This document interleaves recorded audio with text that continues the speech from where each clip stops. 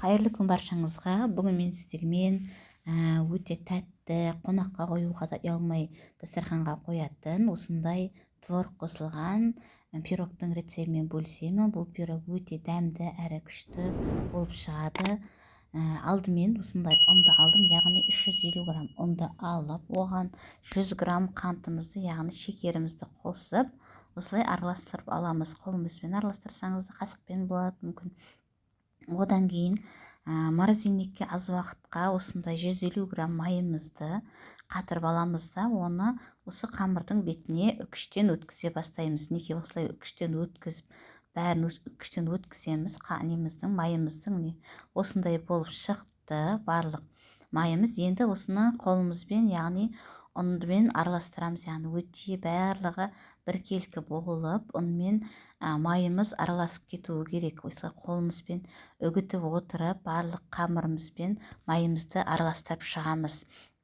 Біркелкі болып, яғни біркелкі болып араласып шығу керек өздері. Жаңа қамырымызбен майымыз. Осылай қолымызбен араластырып шықтық. Мінекей. Одан кейін бұған бір қасықпен, яғни шай қасықпен қамыр қосамыз, яғни қамырымыз көтеріліп тұру үшін мінекей бір қасық қамыр қосқышты қосып аламыз. Оны да осылай қосып алғаннан кейін араластырып жібереміз. Қолымызбен азғантай араластырып, яғни қамырмен араласып кетуі керек. Мінекей.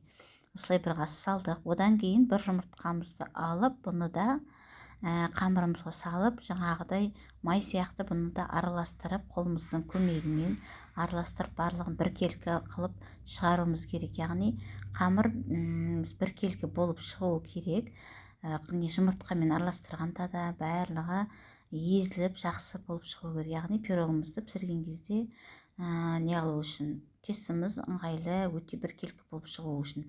Неке екеуін неғып алдым, қамырымызды дайындап алдым. Одан кейін творогты, яғни ірімшікті, менде қолдың ірімшігі, соған неке 150 грамм, яғни 200 граммдай қант қостым, яғни шекер қосып, бұны да творогпен екеуін араластыра бастаймыз. Араластырып болғаннан кейін бұғанда бір жұмыртқаны қосып араластырдым, яғни қолмен араластырдым. Өйткені немен араластырғаным, қасықпен, венчикпен араластырған біркелкі болмай қалатын сияқты. Қолмен араластырып алуға да болады бұны. Яғни қолмен араластырсаңыз мүмкіндігінше барлығы біркелкі болып шығады. Сол үшін осындай қолмен араластырып алдым. Мінекей. Бұлардың бәрін дайындап болғаннан кейін формамызды аламыз да, сол формамызға сала бастаймыз. Араластырып қойдым. Осылай бір жаққа 5 минут қойсаңыздар да болады. Одан кейін формамызды алып, бұған бірінші, яғни қамырымыздың бір бөлігін, яғни жартысын, тіпті жартысынан көбін десе де болады, жартысынан көбін саламыз осы немізге, ыдысымызға. Мінекей осылай салып, бәрін біркелкі қылып, шетіне дейін орналастырып аламыз. Ірі түйіршіктері болып жатса ештеңе қылмайды. Ол қамыр піскен кезде барлығы маймен араласқан болғандықтан өте жұмсақ болып кетеді. Сол үшін анау арасындағы үлкен ірі ештеңе қылмайды. Одан кейін мінекей жаңағы творогымызды да, бұны да осы қамырымыздың бетіне барлығын бірдей қылып жайып шығамыз. Яғни шетіне дейін жеткізіп, біркелкі болып жайылу керек творогта. Өйткені қазір бұның бетіне тағы да қалған қамырымызды салатын болғандықтан осылай барлығын жайып үстіне аламыз қамырымыздың. Осылай қолымызбен жайып алғаннан кейін бұның үстіне жаңағы қалған қамырымызды осыны саламыз бетіне. Мінекей. Бәрін бұны да осылай қамырдың бетіне барлығы біркелкі болып шығады.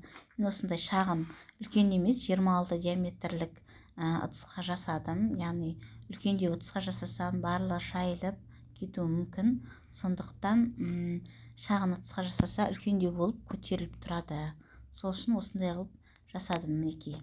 Енді бұны 180 градуста жарты сағаттай пісіріп алуымыз керек. Өзі қызарып, күшті болып пісіп шығады. Мінекей, мына піскен біздің пирогымыздың өте керемет болып, күшті болып шықты. Формадан алдым. Мінекей кескендегі түрім күшті болып, прямо қонаққа қоюға да ұялмайтындай болып жасауға болады.